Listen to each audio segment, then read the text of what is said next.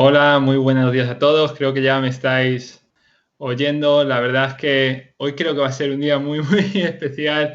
Bueno, primero saludaros a todos, muy buenos días. Aquellos que estéis de vacaciones, seguro que en la playa mirando el móvil en esta reunión, los que estemos en Madrid, los que están en diferentes partes de España, incluso fuera de España, muy bienvenidos a todos a esta reunión de Cristo Salvador. Decía que creo que va a ser una reunión muy especial porque el tema de hoy, que bueno, seguimos en la saga de Más que Vencedores, va acerca de la inseguridad y la identidad cristiana. Y ya Dave desde el principio estaba diciendo, Dios es el mismo ayer, hoy y siempre, ¿no? El mensaje ahora mismo de Lidia acerca de que quizás estamos en una situación que no conocemos o que ha cambiado, que se ha transformado, pero que confiemos en Dios con gozo.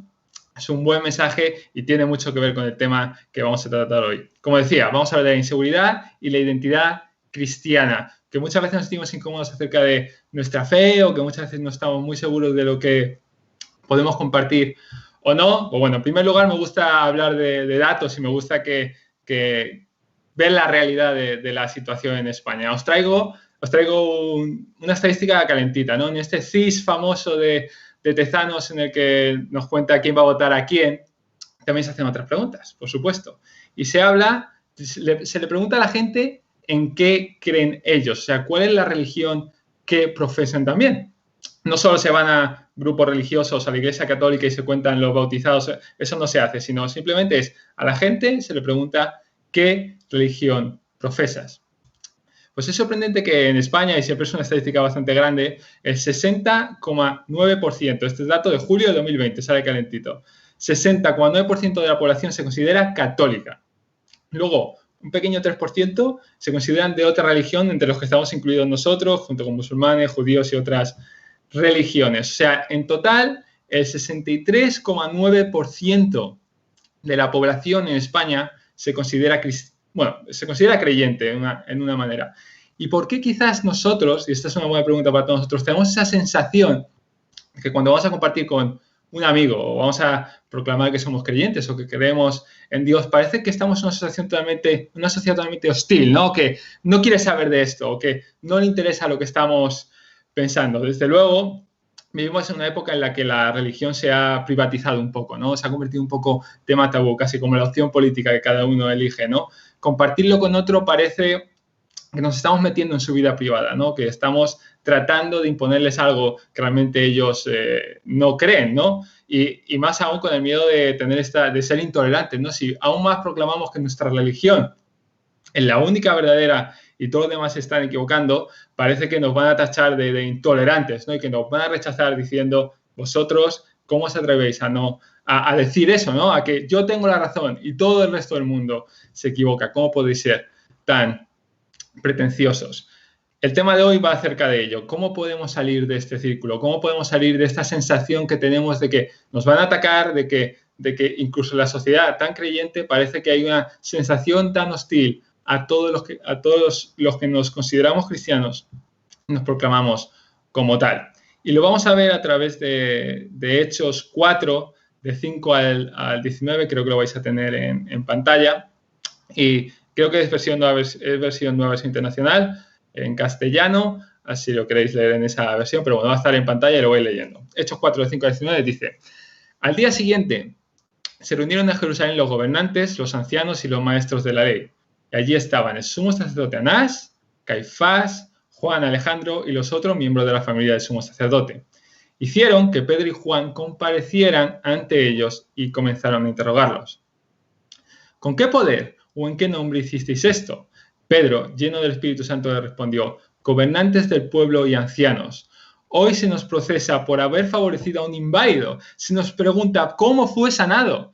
Sabed pues todos vosotros y todo el pueblo de Israel que este hombre está aquí delante de vosotros sano gracias al nombre de Jesucristo de Nazaret, crucificado por vosotros, pero resucitado por Dios. Jesucristo es la piedra que desechasteis vosotros los constructores y que ha llegado a ser la piedra angular. De hecho, en ninguno otro hay salvación, porque no hay bajo el cielo otro nombre dado a los hombres mediante el cual podamos ser salvos. Los gobernantes, Al ver la osadía con que hablaban Pedro y Juan y al darse cuenta de que eran gente sin estudios ni preparación, quedaron asombrados y reconocieron que habían estado con Jesús. Además, como vieron que los acompañaba el hombre que había sido sanado, no tenían nada que alegar. Así que les mandaron que se retiraran del consejo y se pusieron a deliberar entre sí. ¿Qué vamos a hacer con estos sujetos? Es un hecho que por medio de ellos ha ocurrido un milagro evidente. Todos los que viven en Jerusalén lo saben y no podemos negarlo. Pero para evitar que este asunto siga divulgándose entre la gente, vamos a amenazarlos para que no vuelvan a hablar de ese nombre a nadie.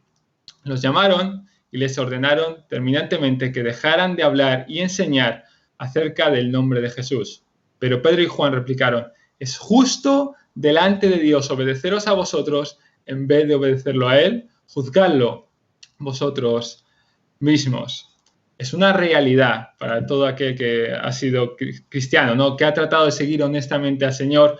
Ya lo vemos desde la propia Biblia, el libro de Hechos, ¿no? Cuando la iglesia es fundada, que siempre se ha encontrado oposición a aquellos que honestamente han tratado de seguir al Señor. No es algo nuevo de nuestra época, quizás nuestra época es un poquito diferente que en aquellas épocas. Allí la persecución era hostil directamente del gobierno y de aquellos que ostentaban la autoridad. Así que de este pasaje creo que incluso en una situación peor que la nuestra, en la que incluso las autoridades persiguen la fe, podemos sacar 3 principios que podemos aplicar a nuestro tiempo para ver cómo nosotros podemos tratar de luchar contra nuestra identidad, ¿no? Tratar de buscar nuestra identidad en medio de este mundo. En primer lugar, de manera similar a ellos, tenemos que admitir que nos enfrentamos al juicio y al rechazo. Y como decía antes, quizás el rechazo no viene de las autoridades, pero sí podemos tener un rechazo que la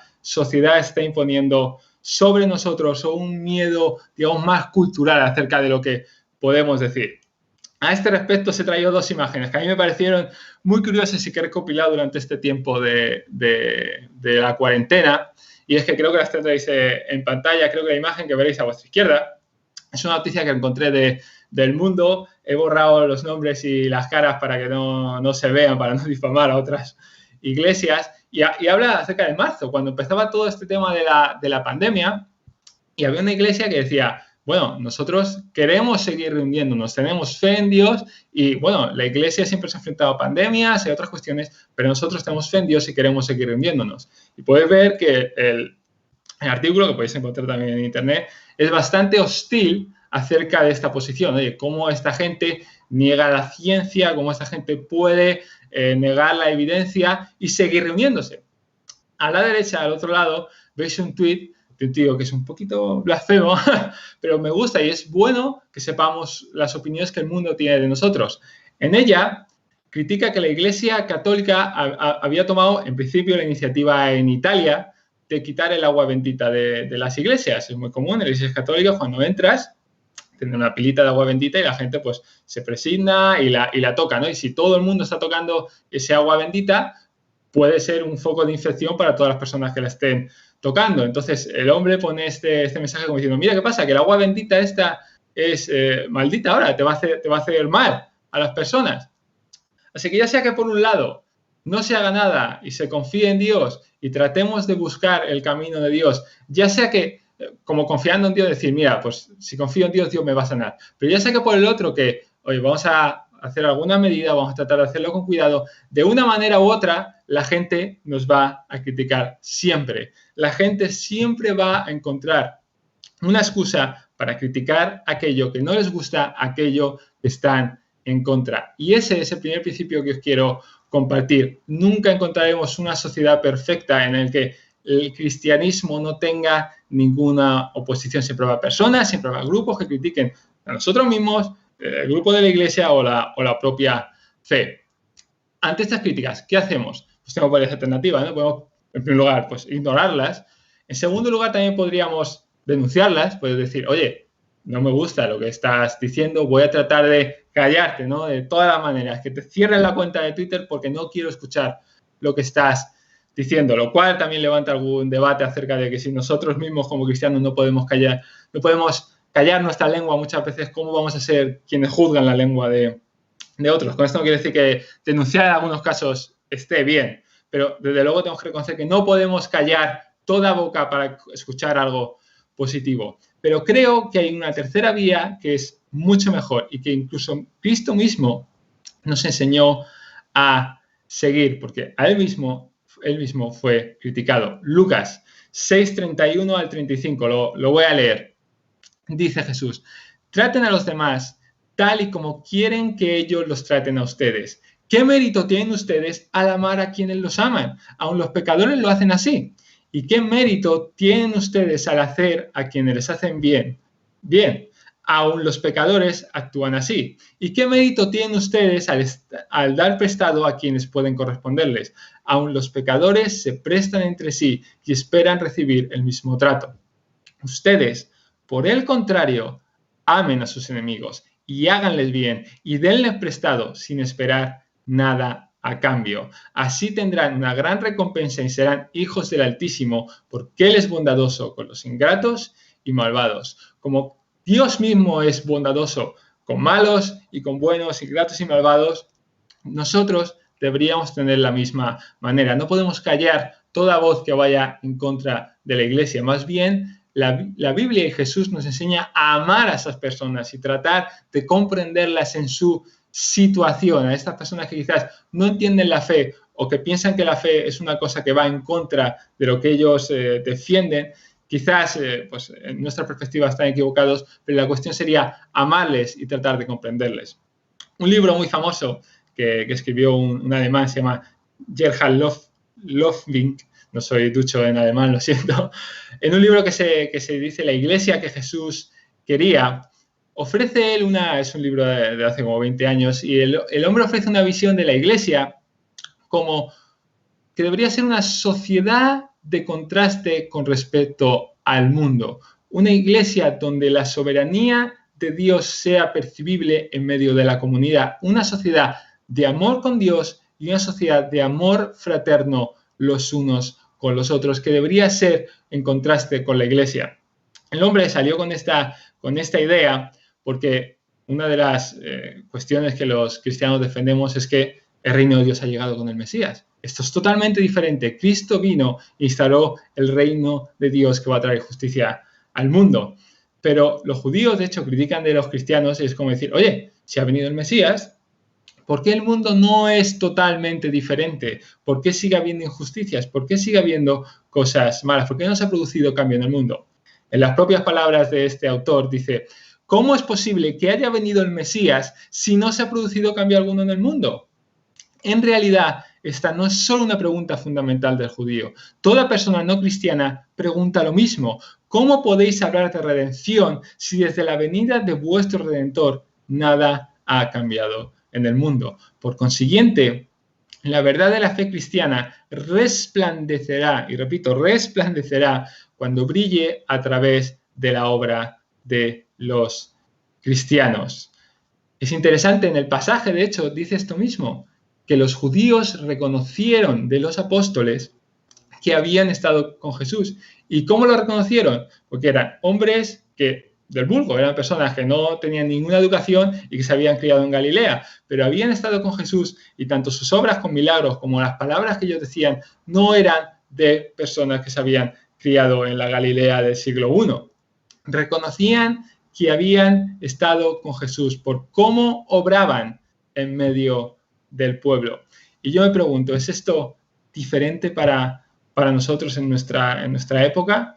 Si la sociedad podría reconocer en nosotros a Jesús, la sociedad reconoce en nosotros a Jesús en medio del siglo XXI, la Iglesia y todos y cada uno de nosotros deberíamos ser un todo diferente, reinados por el amor de Dios y por medio de él el amor al mundo. Esa es nuestra principal identidad, el tratar de ser como Cristo en medio del mundo y amar al mundo entero. De esta perspectiva no hay nada de que avergonzarse. De esta manera de vivir no hay nada de que tener miedo. Amamos al mundo. Queremos a todo el mundo bien y hacemos todo lo posible para que como creyentes el mundo sea algo mejor para todo el mundo. Queremos entregar el reino de Dios a todas las personas. Mostremos un amor sin medida. Este es el segundo principio que os quería compartir. Seamos individuos y una iglesia que sea reconocida por haber estado con Jesús. No solo en palabras, no solo en lo que decimos, sino también en las obras que hacemos en medio de ellas. Sigamos el amor de Cristo día sí y día también. En tercer lugar, quizás muchos de nosotros y muchos de vosotros, y muchas veces ocurre, ¿no?, en nuestra vida, tenemos temor, tenemos algún miedo, tenemos alguna cuestión a identificarnos como cristianos. No sabemos si nos van a decir algo, no sabemos si va a haber represalias acerca de disponernos en una posición diferente a la que el resto del mundo. Quizás preferimos no decir nada. Pero dejadme recordaros, en tercer lugar, que el cristianismo no va tanto de lo que otros piensan de nosotros, no va tanto de tratar de identificarme de una manera o de otra manera, va mucho más de lo que Dios mismo piensa de nosotros, de lo que Él mismo piensa acerca de cómo nosotros vivimos. El versículo 19 lo dice así, dice: ¿es justo delante de Dios obedeceros a vosotros en vez de obedecerlo a Él? Juzgadlo vosotros mismos. El mundo nos puede decir muchas cosas diferentes de lo que podemos, de lo que debemos y de lo que podemos hacer, de qué deberíamos estar haciendo. Si vosotros decís que amáis al prójimo, si vosotros decís que amáis a Dios, deberéis estar haciendo esto y esto. Y en muchas ocasiones serán cosas buenas y serán cosas correctas. Y no digo que no.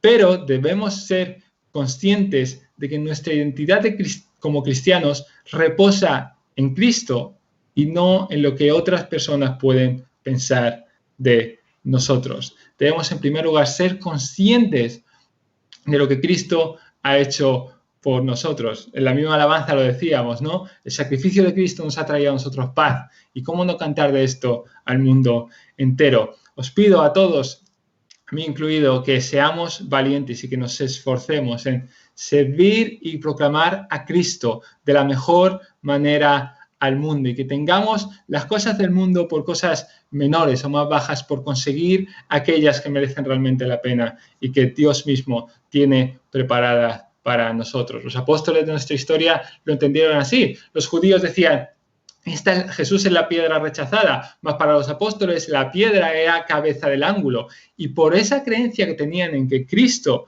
era la cabeza del ángulo, era lo más importante, era aquello que definía su mera identidad, pudieron trastocar el mundo en la misma generación. No que ellos dijeran: hemos trastocado el mundo, sino que otros decían: estos cristianos están trastocando el mundo. Yo no creo que esto sea muy diferente para nosotros. Si somos una iglesia en la que todos y cada uno de nosotros tomamos esta cruz y dijéramos: queremos seguir a Cristo, cueste lo que cueste, vamos adelante, porque quiero complacer a Cristo y solo a Cristo delante mía, creo que el mundo se podría haber trastocado incluso dentro de nuestra propia generación, y que podríamos hacer una sociedad de amor, de comprensión y de paz en medio de esta vorágine que vivimos en esta época de ataques, de posicionarse de un lado o de otro, de tú eres tú y yo soy tu contrario, y que podríamos vivir de manera totalmente diferente. Este es el tercer principio que tengo para vosotros. Pero con esto voy a ir concluyendo este corto mensaje de verano. Os voy a recordar los tres principios porque quiero que entre todos y como iglesia hagamos este esfuerzo de seguir la identidad de Cristo tiene delante nuestra. En primer lugar, recordemos, no sé si os acordáis, quizás hago como Dora la Exploradora y ¿cuál es la primera identidad? la primera perspectiva. La primera es: siempre seremos juzgados y observados con lupa, siempre, en toda época y en todo momento. Rechazados y extraños quizás para muchos, y tenemos que ser conscientes de ellos y admitirlo. No le gustaremos a todo el mundo, es una realidad que tenemos que admitir. En segundo lugar, y como nos van a mirar con lupa y como nos van a investigar y quieren ver lo que estamos haciendo, mostremos al mundo cómo se puede vivir de manera diferente. Mostremos al mundo cómo una sociedad de amor por Dios y de amor al prójimo puede vivir en santidad, cómo puede ser totalmente diferente porque Cristo está con nosotros. Y en tercer lugar, ser cristiano va mucho más no de lo que piensan los otros, sino de lo que Cristo y Dios piensa de mí. Antes que a los hombres, antes de lo que ellos piensen de nosotros, antes de lo que la sociedad pueda criticar de nosotros o no. Pensemos en si lo que hacemos complace a Dios, en si lo que hacemos está realmente alineado en el camino que Cristo puso por nosotros, que pongamos a Cristo en el lugar que se merece. Recordarlo, estos 3 principios, aplicámoslo día tras día. Este es mi corto mensaje para hoy. Voy a terminar orando. Si crees que ha sido un llamado para ti, que crees que quieres cambiar de manera de vida, vamos a orar al final. Pero dejarme con una reflexión justo antes.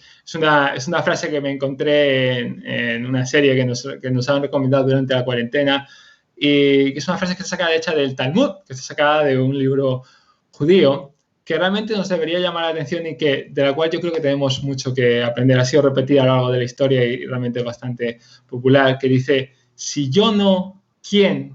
Si no ahora, ¿cuándo? O sea, si no voy a ser yo el que tome esta cruz, ¿quién va a serlo? ¿Que le vamos a poner esto a otra persona? ¿Le vamos a entregar esta responsabilidad? No, es tarea de todos y cada uno de nosotros transformar el mundo en el que vivimos como sociedad.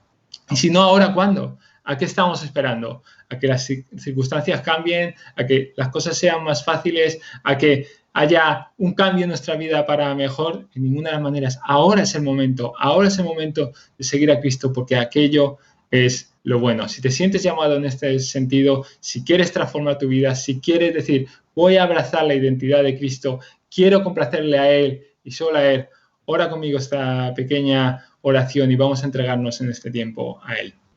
¿Os parece? Señor, muchas gracias por el tiempo que tenemos de estar contigo y de estar en tu presencia. Si estás allí donde estés, ya puede ser que estás en la playa, ya puede ser que estás en tu cama, ya puede ser que estás en el salón viendo la tele con tu familia. Te pido que si realmente te sientes llamado a seguir este llamado de Cristo que puso en nosotros, Él nos puso en el camino de la salvación, se entregó por todos nosotros y ahora tú dices, quiero seguir este camino, quiero tomar la cruz, quiero entregarme por Él, quiero que levantes la mano físicamente en tu cuarto, quizás si no puedes, hazlo en tu corazón, pero apropiatelo. Cristo, Señor, queremos seguir tu camino, Señor. Y a veces haremos cosas que no nos gustan, haremos cosas que nos dan miedo, haremos cosas que nos asustan y quizás algunas cosas harán un mal a nosotros en este mundo, Señor.